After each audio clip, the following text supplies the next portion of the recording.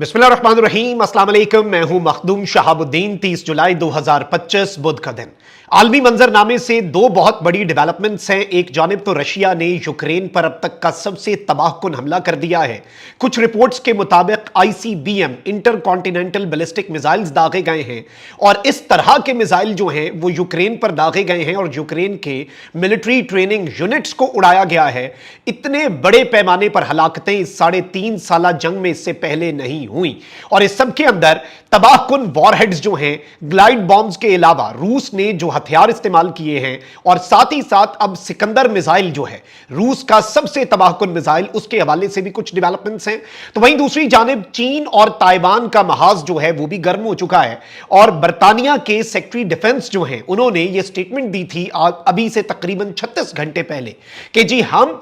Taiwan के दिफा के लिए चीन के साथ बराह रास्त जंग के लिए मुकम्मल तौर पर तैयार हैं, यानी directly we are ready to fight China. अब ये पाकिस्तान के लिए भी एक बहुत डिसाइसिव मोमेंट है क्योंकि चीनी फाइटर जेट्स ताइवान के बॉर्डर पर पहुंच गए हैं और क्या चीन इस वक्त ताइवान की टेरिटरी जो है उसे रिक्लेम करने जा रहा है, क्या ताइवान पर कब्जा करने जा रहा है। इसी से बल्कि आगाज कर लेते हैं नाज़रीन किराम। चाइना और ताइवान का इशू जो है ये काफी पुराना है और ताइवान को, जो कि एक नेचुरली बात समझ आती है कि चाइना का हरीफ होने की वजह से जो वेस्ट है वो ताइवान को बहुत ज्यादा इंपॉर्टेंस देता है, ताइवान के दिफा की बात करता है और यही अभी तक एक लिमिटेशन रही है चाइना के ताइवान के ऊपर हमला करने की और चाइना के ताइवान के ऊपर कब्जा करने की। ऑल्दो चाइना जो है वो ताइवान के हवाले से दोनों मुल्कों का अपना अपना मौक़िफ़ है, हम उन डिटेल्स में नहीं जाते, बट ये तनाज़ा है। और चीनी फाइटर जेट्स, आप ये याद रखिएगा कि चाइना की टेक्नोलॉजी के आगे तो ताइवान की टेक्नोलॉजी आटे में नमक के बराबर भी नहीं है, ना होने के बराबर है,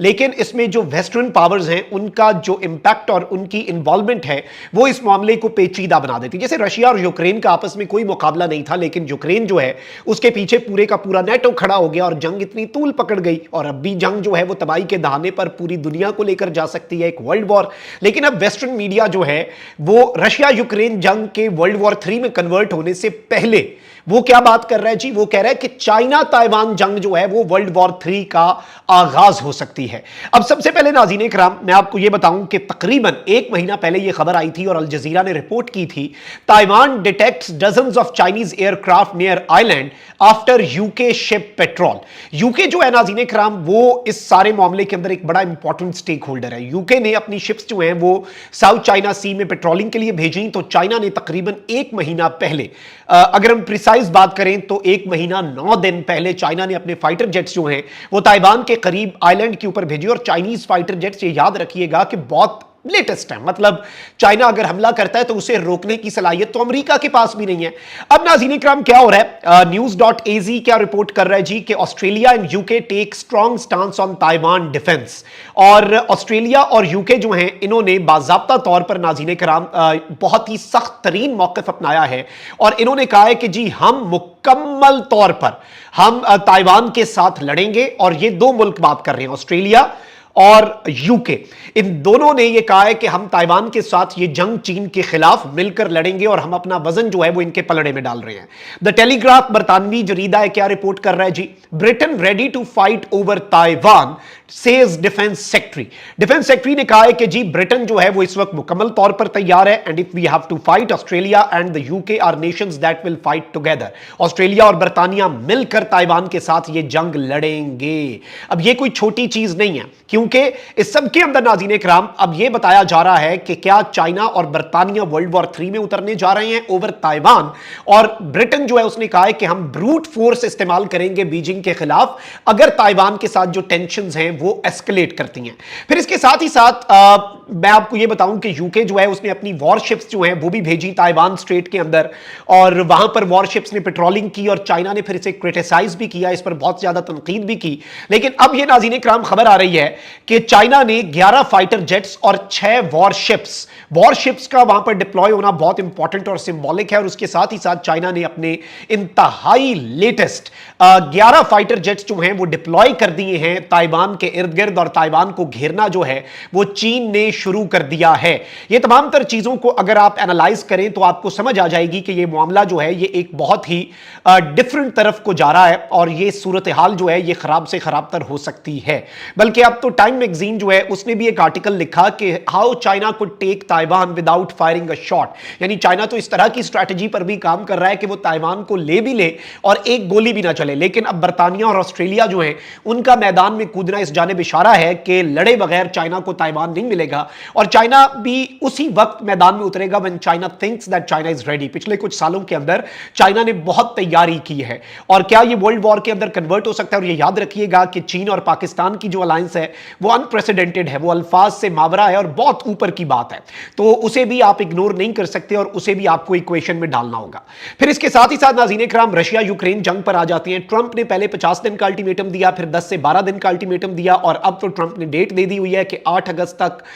जो है वो अपने मामला दुरुस्त करो वरना फिर मैं टैरिफ्स लगाऊंगा। व्लादिमीर पुतिन ने इसका जवाब जो है वो तबाहकुन हमले यूक्रेन पर करके दिया फौरी, और यूक्रेन ने भी रूस पर हमले किए, और रोस्टोव रीजन के अंदर तो ऑयल डिपो से लेके बहुत बड़े पैमाने पर रशिया के अंदर तबाही मचाई गई। लेकिन अब नाज़रीन किराम, ट्रेनिंग कैंप जहां पर मिलिट्री की ट्रेनिंग होती है, रशिया ने यूक्रेन के ट्रेनिंग कैंप के ऊपर बमबारी की है, स्ट्राइक की है, और ट्रंप के इस अल्टीमेटम के बाद ये रशिया की तरफ से एक बहुत बड़ा मूव है। और इसे द इंडिपेंडेंट जो कि बरतानवी जरीदा है वो रिपोर्ट कर रहा है कि Russian strikes on training camp, और इसके साथ ही साथ व्लादिमीर पुतिन जो हैं उनके जो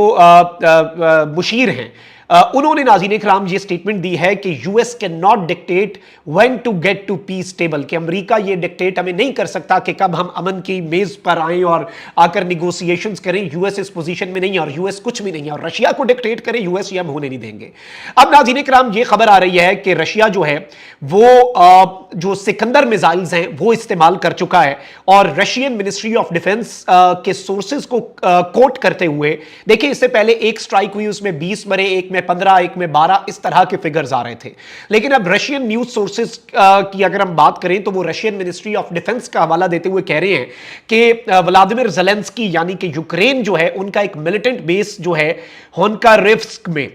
ये यूक्रेन का एक रीजन है, और रशिया का कहना है कि ये एक मिलिटेंट्स का बेस था, ये जंगजू यहां पर तैयार कर रहे थे। आप इसे ट्रेनिंग कैंप ही कह सकते हैं एक मुल्क का, तो फिर ऑब्वियसली वो मिलिट्री ही होती है।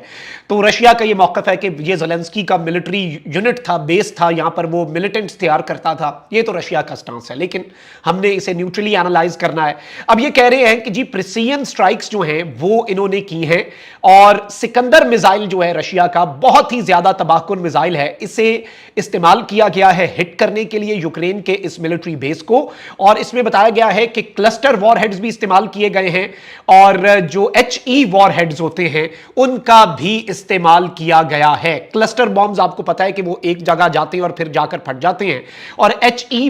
वॉरहेड्स जो होते हैं वो हाई एक्सप्लोजिव वॉरहेड्स होते हैं, और ये बेसिकली टारगेट्स जो हैं उन्हें बहुत ही ज्यादा तबाही से, हाई एक्सप्लोजिव बेसिकली इसमें फिर जो स्ट्रॉन्ग स्ट्रक्चर्स होते हैं इमारतों के वो भी तबाह होते हैं, और ये डैमेज और डिस्ट्रॉय करता है अपने टारगेट को using the force of N explosion, और इस सब के अंदर ये ब्लास्ट भी करता है, फ्रेगमेंटेशन इफेक्ट भी लाता है, और तबाही के ऊपर बहुत बड़े पैमाने पर यह तबाही मचाता है। अब रशियन सोर्सेज को अगर हम बिलीव करें नाज़रीन इकराम, तो रशियन सोर्सेज तो ये कह रहे हैं कि हमने ICBM जो है और सिकंदर मिसाइल जो है वो दागा है, और 200 से ऊपर कैजुअलिटीज हुई हैं। अब इंडिपेंडेंट सोर्सेज से ये कंफर्म होना बाकी है, but this is the claim of Russia, और रशिया जो है उसने ये क्लेम कर दिया है, और ये एक बहुत बड़ी डेवलपमेंट के तौर पर चीज जो है वो देखी जा रही है। कमेंट सेक्शन में राय का इजहार जरूर कीजिएगा। अपना बहुत ख्याल रखिए। अल्लाह निगहबान। पाकिस्तान जिंदाबाद।